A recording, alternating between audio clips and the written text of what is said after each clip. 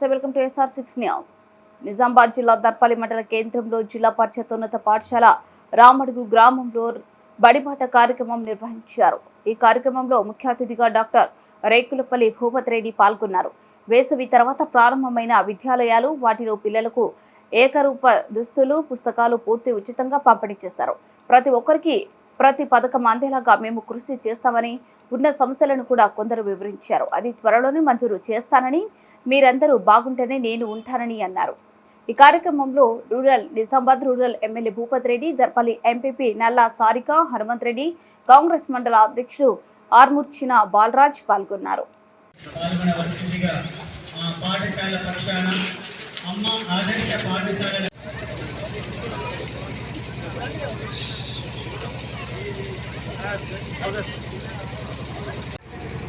గౌరవనీయులు ఆర్ భూపతి తరఫున ప్రత్యేక ధన్యవాదాలు.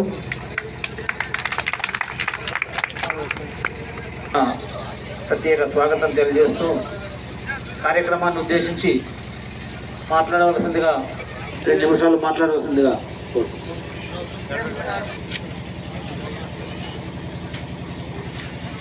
ఈరోజు మన రామడి గ్రామానికి వచ్చినటువంటి rural MLA doctor Bhupathi Reddy గారికి స్వాగతం.